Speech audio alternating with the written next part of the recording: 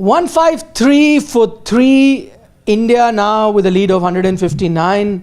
As we've been saying, I think now for 3 sessions, the game is in balance. And you'd have to say that no team has taken the initiative really to pull ahead of the other. It was a very exciting session of Test cricket, and that's what we're going to dwell on. Exciting because of not just it being kind of shared, but at the rate which with India scored. I think this is the slowest rate in the entire Test match that we've seen in one session.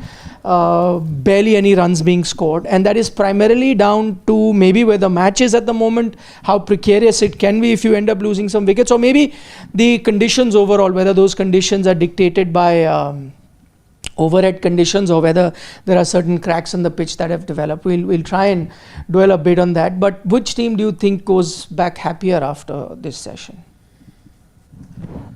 It's as you said. I think it's in the balance. They're pretty much where they started out a couple of hours back. Nothing really has changed. Nobody's moved forward. Nobody has their noses in front. It's very, very delicately and precariously poised. More so, I would say, for India, because they're the team right now that are batting and had those half chances. England tried having a proper crack at them, and it's from where we are right now. It's for India, who are on a if you were to put one team on a slippery slope, India are more on that slippery slope than England right now. But India have done well that to ensure that even if they are, as I say, on that slippery slope of sorts, it didn't turn out to be a landslide for them after that wicket of Shubman Gill. They did well, and I must give credit to the more experienced batter between the two in KL Rahul for biding his time with the bat. He'd shown good glimpses in the first innings as well, got that 40 odd, and now he's looking better and better. He's gone to 72. Did the Indian batters not show enough initiative from KL Rahul? I would say he was only looking at playing the merit of the ball.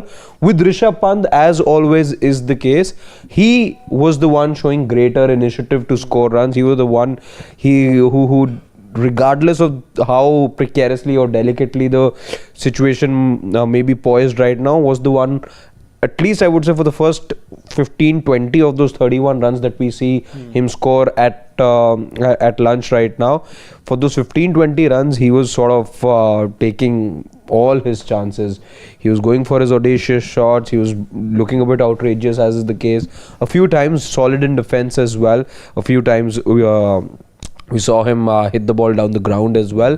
But overall, if you ask me, I still think it is 51-49 right now in favor of the home team. Okay. I would still go by the prediction that I had yesterday. I would still say India is slightly ahead. When Gill got out early, you would say that you were under some kind of pressure. But then, Rahul and Rishabh Pant, they have survived those nervous moments. The ball was actually swinging around a lot. There is a lot more cloud cover than it usually was on the first 3 days. So a lot of help for the England seamers, and also I think they were a little more pumped up and a little more consistent with their lengths this time around. But Rahul and Pant have done well to negotiate them. So 159 for 3, day 4 opening session.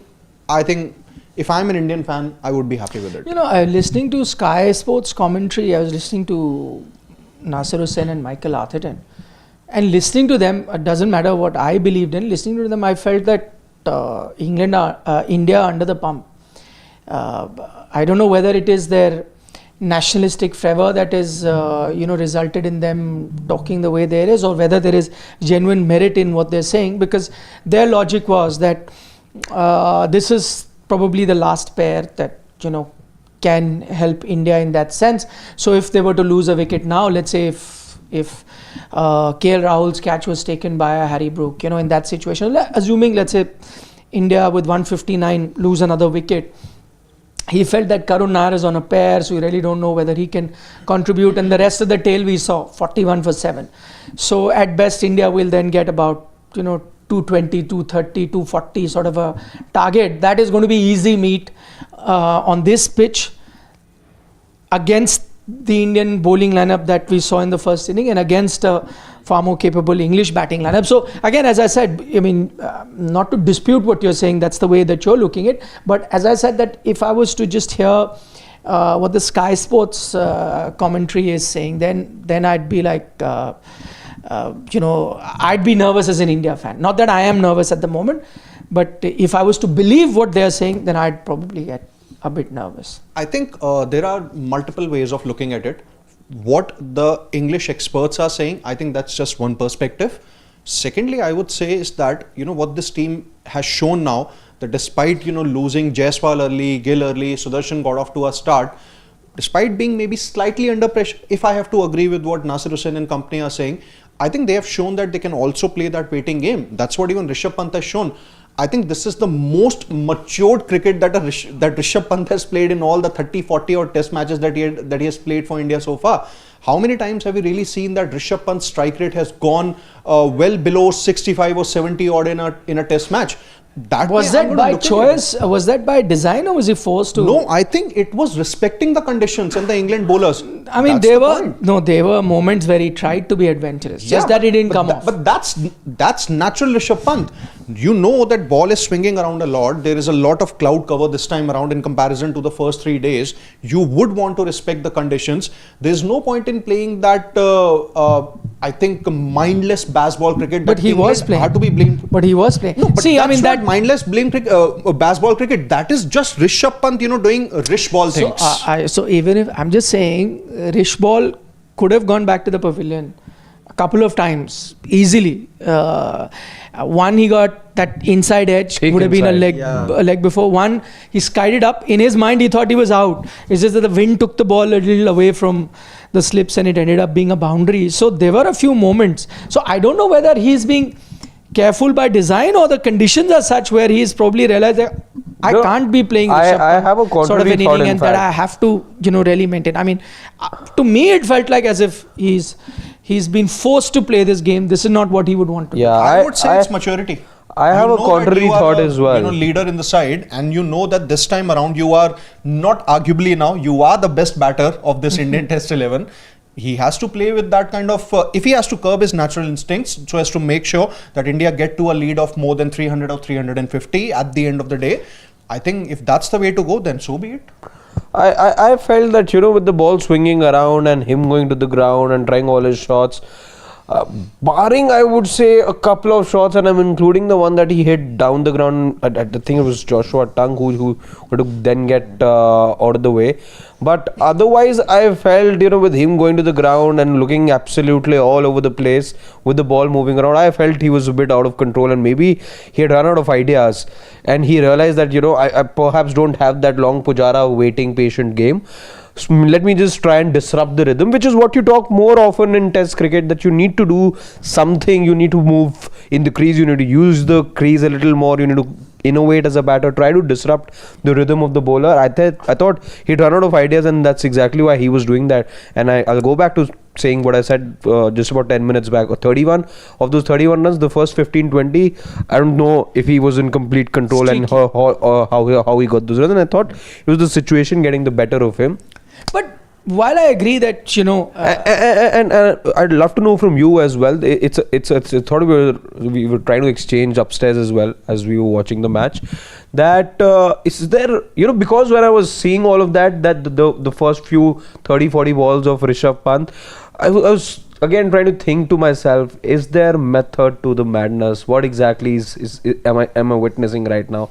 If I was to write this down, where how the approach is, because there have been umpteen results to back a Rishabh Pant, but I'm still trying to figure out the method to the madness. It does appear a bit of madness for sure, but is there calculated method as well? He's a proper Test player, so I have never doubted his method. I think there is a method to the madness, and he's been, without doubt, to take a look at those numbers, is without doubt one of your best Test batters in the recent past, in the last few years. He's certainly been there. That I have no doubt about it. I'm never going to question it. Because it's this approach that has helped him also play one of the most impactful knocks that you've seen. But this time, I felt that he also wanted to exert his authority just as he did in the first innings. He tried to do the same thing. but wasn't very successful this time.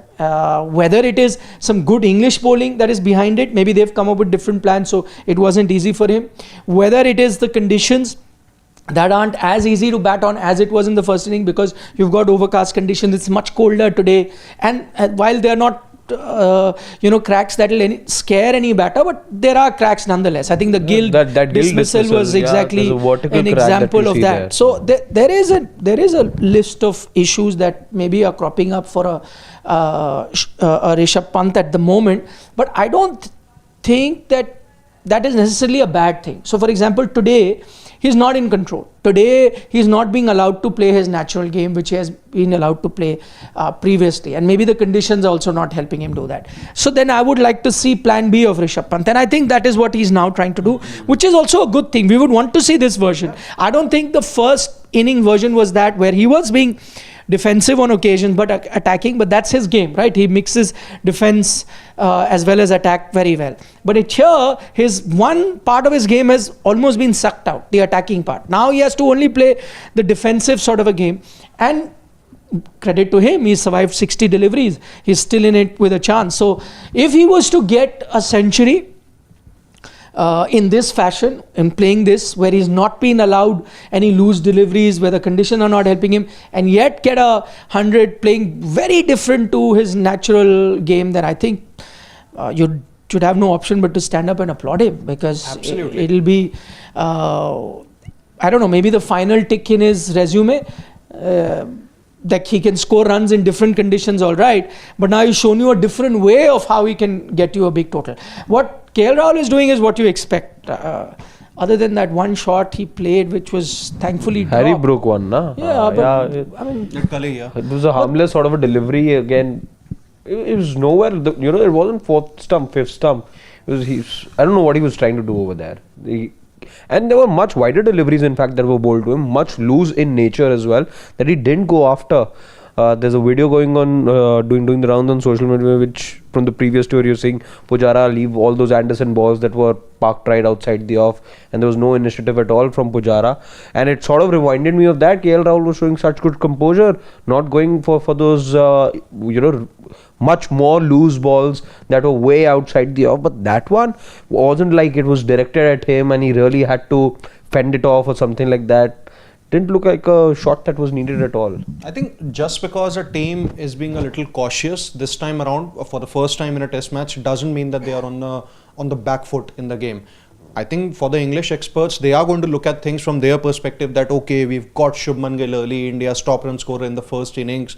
India, they are under the pump. Karun Nair is on a pair. Jadeja did not score. So was the case with Shardul Thakur. But then one way I see it, you still have plenty of batting, and there is no reason why India cannot get to a lead of about 350, 400. What worries me is exactly that you did with a KL Rahul. I mean, that shot, and that's what we were discussing yesterday. To me, it did feel like that KL is on 100. I said it when he was on 20. But the only thing that would hold me back was that no matter how set he is, no matter how good he is looking, somewhere there will be a lapse of concentration, just as it happened in the first inning. He plays that shot which he wasn't supposed to play.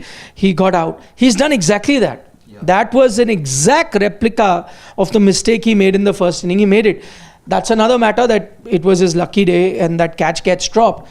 But this lapse of concentration is the worrying bit for me. For a lot of other batters, that once they're set, they've gotten that much. Then it has to be a Jaffer that will dismiss them. I think quite often you'll say that for majority of the top order batters. But with Rahul, I'm always like, it may not be a Jaffer. He's set. He's batting on 70. He knows he can get to 100. He's batting on 80. He can get to 100. And then that one silly thing he'll do, which you can't really, wrap your head around it. And that changes the entire complexion of the game. But yeah, I mean, I also think, I just mentioned what Sky was saying, and then when I heard their commentary, and the first thought actually crossed me was, they are no better or worse than Channel 9, because we always complain of Channel 9 being so jingoistic and so high in praise of their own batters. But we always thought that Sky in that sense is quite measured and neutral. But when I heard Sky today, it felt like, oh my God, India are in a bit of a problem. India are under the pump. England are dominating, and then I began to question myself whether I'm seeing the game, just the way that they are or not. So just to let you know what the way I see it, I also think that India would take this 153 for 3.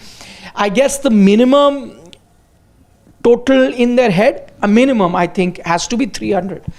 Because once you cross 300, then no matter how good the batting conditions are, no matter how good a batting lineup is, no matter how inexperienced your bowling lineup is, any team that is set a total of 300 is going to be under the pump. Yes, if you ask England, they've been saying we'll chase anything. I think something like that was said after the day also got over. We'll chase anything. You hear the experts also. This is another thing that I hear from Sky.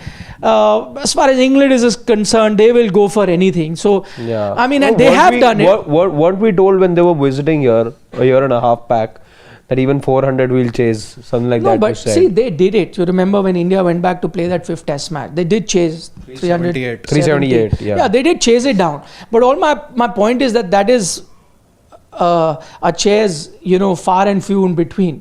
At WTC final, South Africa chased down a big enough total. But that's why probably the WTC final was celebrated, because it was quite a humongous effort. It's not just the fact that South Africa won it, which everyone celebrated, but the manner in which they won, where it was low scoring first innings and then a big total, and they chased it down. So anything over 300, I would say that, the team that is chasing will be more under pressure than the team that's bowling. That's the first target that India will have. And I think from 153 for 3 where they are, even if they were to lose a wicket or two, not every time will your tail also collapse like that. Not every time your other batters in a Karun Nair or a Jadeja or a Shardul will not contribute. In fact, this particular inning is a perfect example of showing law of averages. Players that kind of got you run in the first innings have not done well. In a Yashasvi Jaiswal, in a Shubman Gill, the ones that did not get you runs KL Rahul in that sense could not get a 50, now is your highest scorer.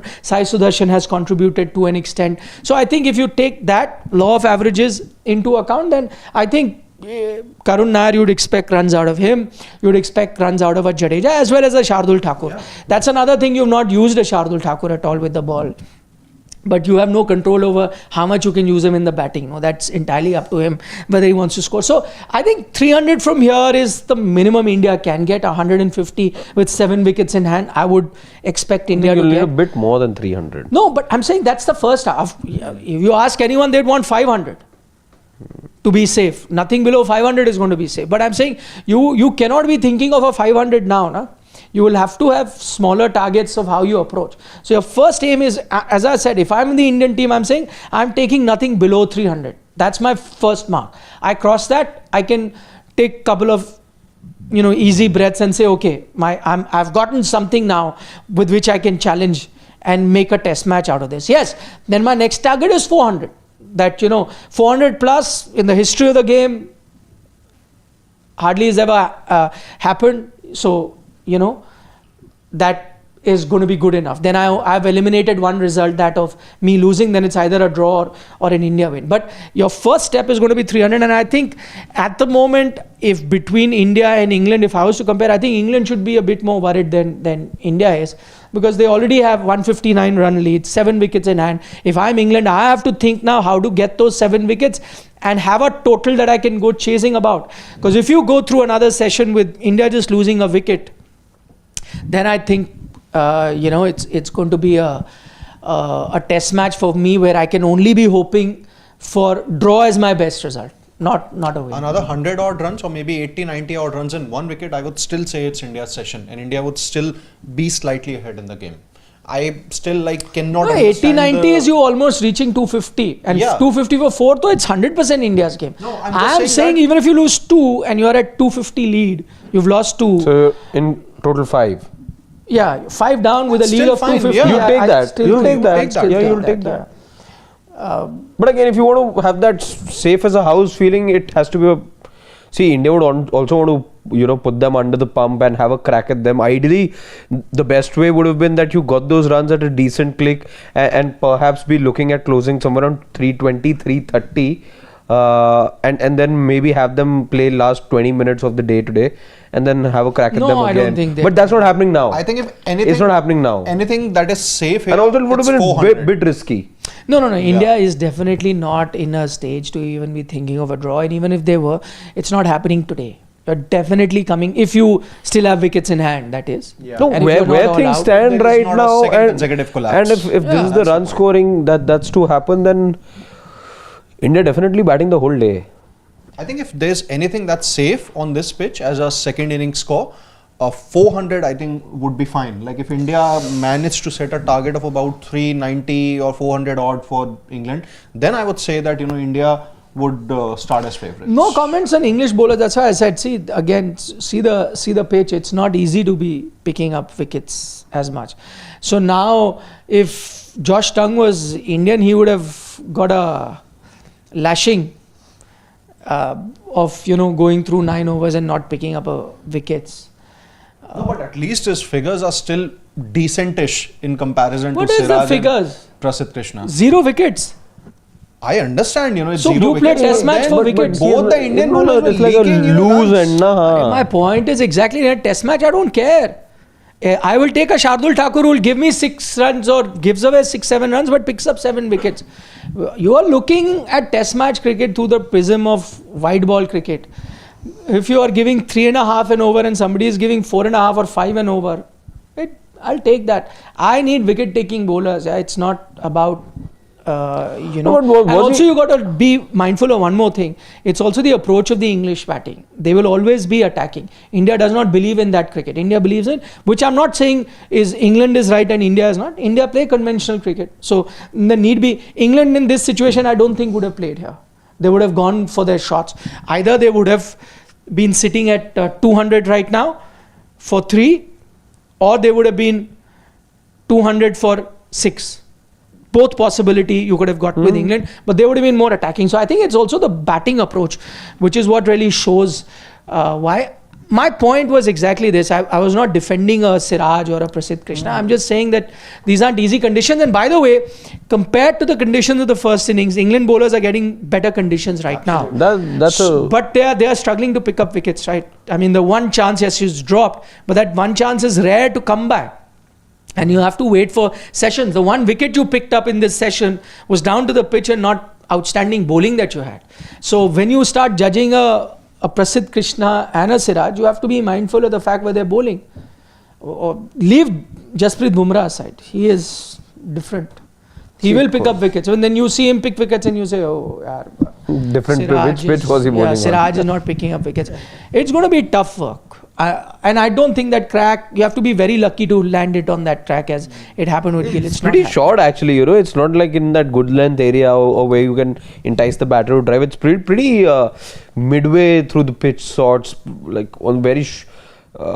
it's a little short of short length also is what I felt, the way that it then jacked back in and Gill was totally then taken by surprise. But that's the only one I think that the broadcaster could really zero in on. However, what I heard in the pitch report today was that there is a tendency of this pitch now breaking up a bit. So maybe more than that one vertical crack that we saw, there could be just a couple that pop up by the end of the day, which will be advantage India if there is one team that should be worried at the moment, then that should be England. By the way, talking about Jasprit Bumrah, I absolutely loved his comments yesterday about it's incredible how he can be so zen-like. It is incredible. I don't think it is humanly possible for so many people to have such a mature head on their shoulders.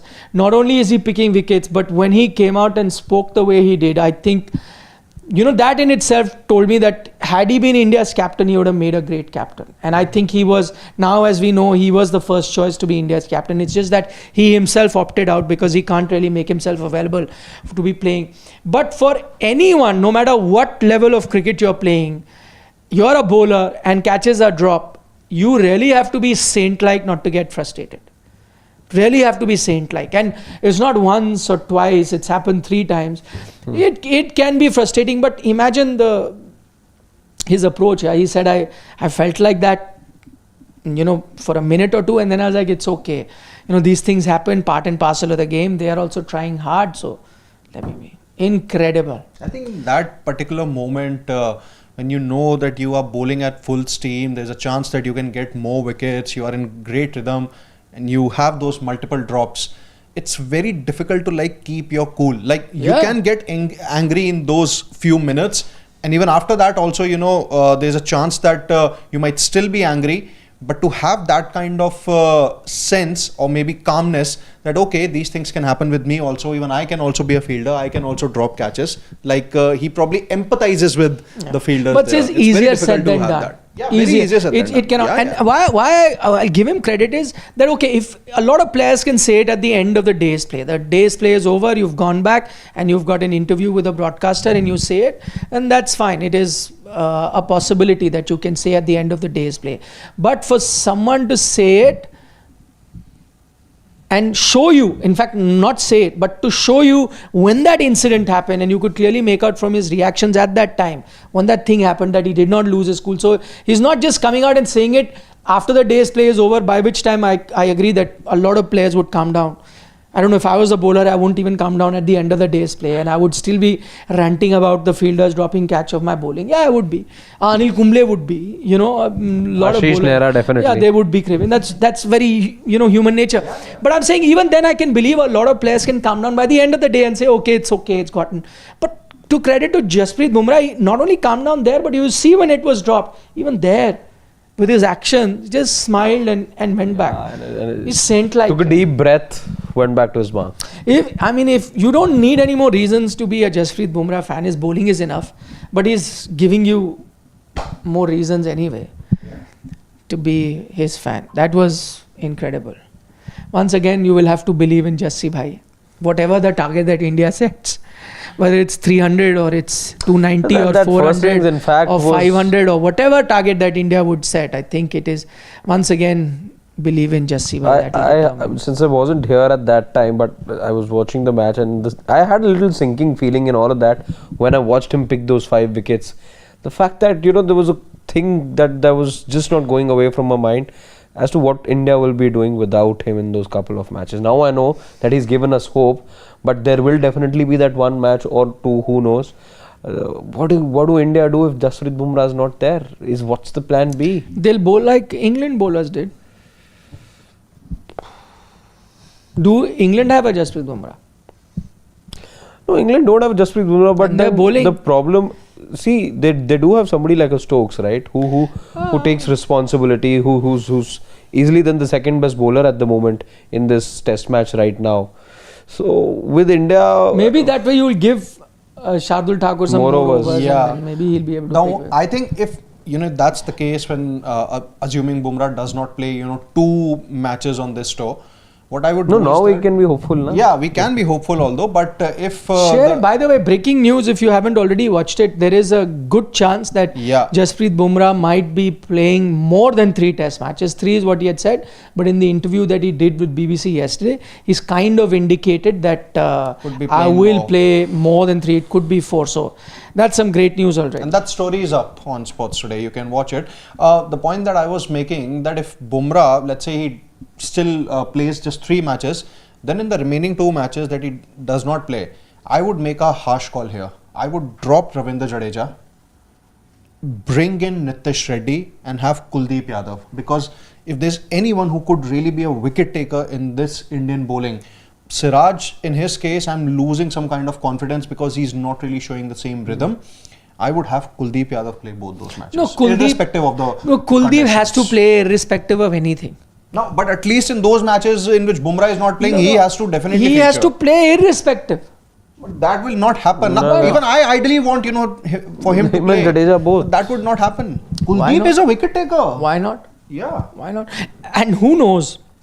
Maybe you could look at a scenario of playing Kuldeep as the lone spinner. You drop Jadeja and you have Nitish Reddy in his place. Yeah, that's also a possibility. Then you need to drop Jadeja.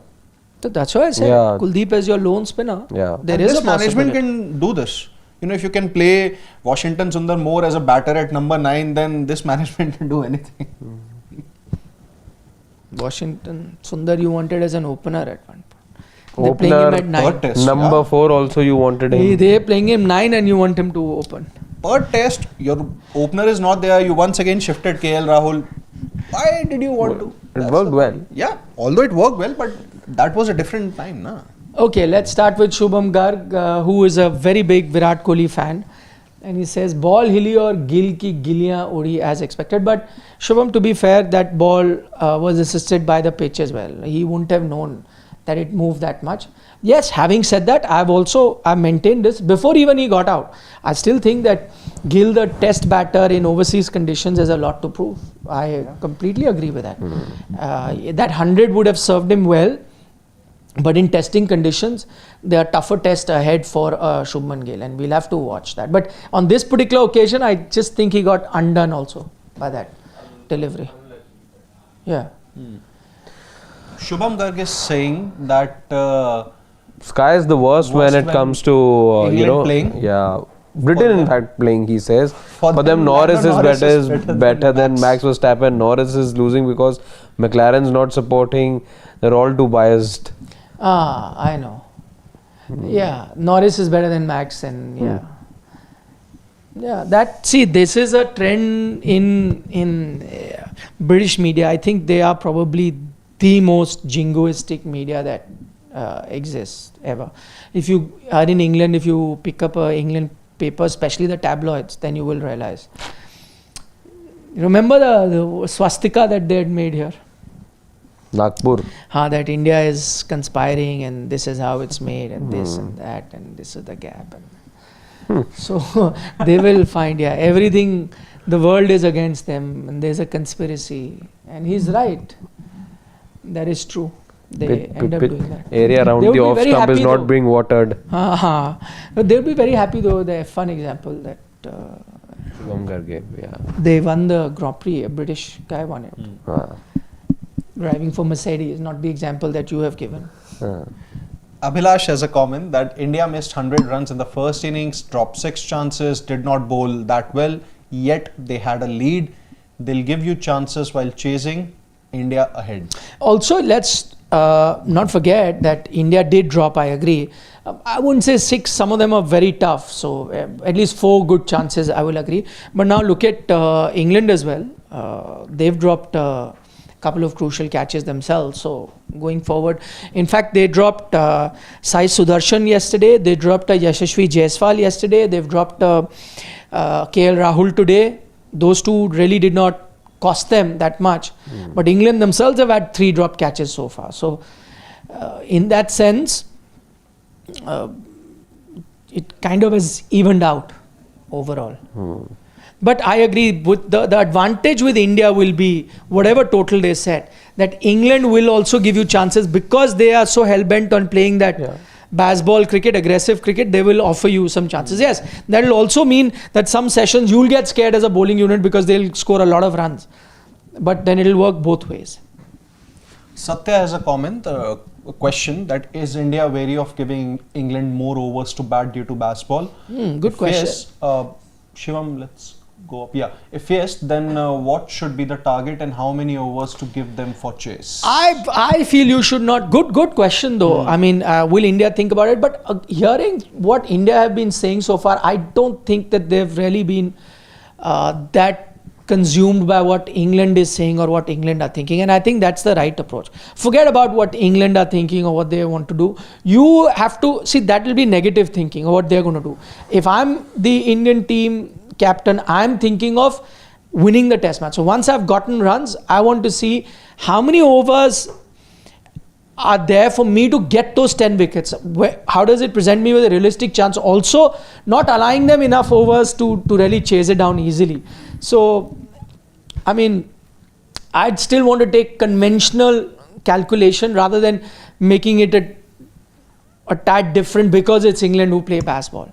So if it's, let's say 380 runs, then even if England play baseball, for me one day to get 380 is not going to be easy. So I'll also want to dangle the carrot a bit and I'll say, okay, full day of cricket gives me chance to pick up 10 wickets. You try and go for it. Pranit Datta is saying that don't worry, I'm pretty confident we'll get a bowling duo even if Bumrah does not play. India will get 2 more bowlers. Both their name starts with A. Arshdeep. Arshdeep and Akashdeep. I mean, two ways of looking at it. I'm not 100% sure that they can ever be as effective as a Bumrah, so it will not suddenly happen. And our mindsets also change. Arshdeep will be playing, he doesn't pick up wicket, then it takes us 1 or 2 days to say, Arey, I told you he's good for white ball only, why are you playing him in red ball? This will also start. One test match is all it takes for us to go after it. Or it happened, like, let me give you an example. Akashdeep did well here, did not quite have a good test match in Australia, and everyone was like, Arey, overrated. So it takes us 1 test match. So let's also not, pin hopes on just them that they will come directly and replace Bumrah. But I also believe in the other thing that he mentions, that overall you find a way. England are playing without a Wood or Archer, everyone. No? They're finding a way to be competitive. You'll also find a way. True. Vyom has a comment that you say Brook is a flat track bully in Test cricket, then isn't the same for Gill in ODIs? Cannot even remember single Sena innings in ODI. See, he has hardly gotten a chance to play there. So when he does get a chance, then we'll probably judge him on that perspective. Shubham Garg has another comment that also, can I be honest? This example of ODI Sena in India doesn't really count, because now in Sena also ODIs are all the same. ODI pitches in South Africa also, white ball, massive runs are being scored. In England also massive, in fact more than the Indian subcontinent. So there is no difference. So if somebody is scoring in India or whatever, you will get even flatter conditions in South Africa, England, wherever, in Australia in ODI. So that doesn't really count. Yeah, test matches you can make that distinction. Batting in India would be very different in South Africa or England. But not in ODIs. Pretty much the same anywhere in the world. Flat pitches, 380, 390. In South Africa, 400 were being scored. England 481. Yeah, Netherlands exactly. also I think 498. Yeah. Amstelveen, that was. Yeah, Shubham Garg has a comment, and I think the last comment before we wrap things up. Do you know recently Sky had to ban few of their F1 media people because they called Max Verstappen a wild beast, an uncaged animal, live? Yeah, well, that could happen. That bias will be there. I remember there was a lot of hue and cry when Verstappen won that title in Hamilton. But I also felt that was rather unfair on Hamilton, the way you restarted that race, and there was a title deciding final race of the season, and that was a bit of a farce. But yeah, go against an English player in any sport, their media will come after you. That is what they do. They've done it. So that's why I'm not worried. I'm not listening to too much Sky commentary. I put it on mute anyway. So once in a while you listen. I would only say one thing. That's just one way of looking at things. Correct. That's it. Yeah. Correct. All right then. See you in what is going to be an important session. Crucial. Very important session. Gut feeling. Crucial. Most crucial session coming up. But to be fair, it is. It is. So what will be... And we'll say the same about the final session also. Yeah. It will be a very crucial. If there is not another 7 for 41. See you then in 2 hours time, which will be tea in Leeds and early dinner for us. Tea is now for us. Tea is now for us. Bye. We shall have now. Yeah, bye.